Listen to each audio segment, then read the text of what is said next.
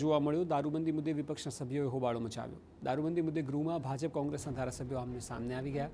મામલો થાળે પાડવા માટે અધ્યક્ષે મધ્યસ્થી કરવી પડી।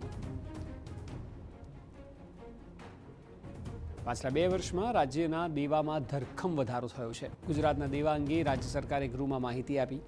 વર્ષ 2023-24માં ગુજરાતનું દેવું 3,52,000 કરોડ થયું તેવું સરકારે સ્વીકાર્યું। વર્ષ 2024-25માં આ દેવું અંદાજ મુજબ 3,99,000 કરોડે પહોંચ્યું। 23-24માં ગુજરાત સરકારે કુલ દેવા પર 24,964 કરોડ જેટલું વ્યાજ ચૂકવ્યું અને 24-25 સુધારેલા અંદાજ મુજબ સરકારે 25,945 કરોડ દેવા ઉપર વ્યાજ ચૂકવ્યું। 2023-24માં કુલ 26,136 કરોડ મુદ્દલ ચૂકવવામાં આવી અને 24-25માં 29,086 કરોડ મુદ્દલ ચૂકવાઈ। ધારાસભ્ય શૈલેષ પરમારના સવાલ પર રાજ્ય સરકારે આ જવાબ આપ્યો। તો 2 વાત છે, એક છે દારૂબંધી મુદ્દે ભાજપ અને કોંગ્રેસના ધારાસભ્યો આમને સામને આવી ગયા એ, અને બીજું છે કે ગુજરાતનું દેવું ધરખમ વધ્યું છે અને તેના આંકડા રાજ્ય સરકારે જ આપ્યા છે અને વ્યાજ પણ હજારો કરોડનું ગુજરાત ભરી રહી છે। આ વિષય પર વધુ માહિતી આપી રહ્યા છે સંવાદદાતા રોનક વર્મા।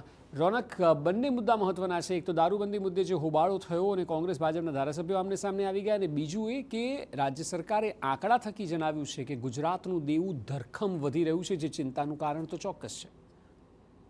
બિલકુલ થી આજે સતત બીજો દિવસ એવો છે કે જ્યારે દારૂબંધી મામલે ગૃહમાં ચર્ચા થઈ હોય અને જે ભાજપ અને કોંગ્રેસના ધારાસભ્યો સામસામે આવ્યા હોય। ન માત્ર એટલું, પરંતુ મુખ્ય વાત એ છે કે અનુસૂચિત જાતિ પરના જે પ્રશ્ન ચાલી રહ્યા હતા તે મામલે ગૃહમાં હોબાળો છે તે જોવા મામલો આવ્યો હતો। ન માત્ર એટલું, પરંતુ જિગ્નેશ મેવાણીએ એક સવાલ ઉઠાવ્યો હતો કે જે અનુસૂચિત જાતિ પર અત્યાચારના જે બનાવો બને છે તેના માટેની જે મોનિટરિંગ માટેની બેઠક છે તે બોલાવવામાં આવતી હોય છે, પરંતુ સમયાંતરે આ બેઠક છે તે મળતી નથી। તે પ્રકારની જે એક વાટાઘાટો છે તે ગૃહમાં જોવા મળી હતી અને જે બંને પક્ષના ધારાસભ્યો છે તે સામસામે આવ્યા હતા।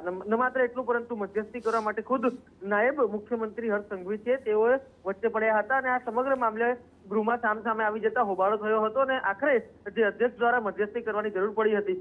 જ્યારે હોબાળો શાંત થયો ત્યારબાદ વિવિધ જે નેતા છે તેમના દ્વારા પોઈન્ટ ઓફ ઓર્ડર છે તે પણ ઉઠાવવામાં આવ્યો હતો, પરંતુ અધ્યક્ષે પોઈન્ટ ઓફ ઓર્ડર નકારીને જે ધારાસભ્ય જિગ્નેશ મેવાણી છે તેમને ટકોર કરી હતી અને જે વિધાનસભાના નિયમો છે તે પાળવા માટે જણાવાયું હતું।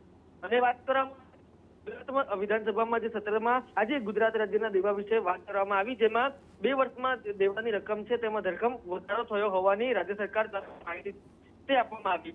વર્ષ 2023-24માં ગુજરાત છે તે 3,52,718 કરોડ રૂપિયા હતું, જે વર્ષ 2024-25માં વધીને સુધારેલા અંદાજ મુજબ 3,99,633 કરોડ સુધી પહોંચ્યું છે। ન માત્ર એટલું, પરંતુ આ જે દેવું છે તેના કેટલું વ્યાજ ચૂકવવામાં આવ્યું આજે વિધાનસભાના ગૃહમાં રજૂ કરવામાં આવી છે। જી બિલકુલ, આભાર સમગ્ર માહિતી બદલ।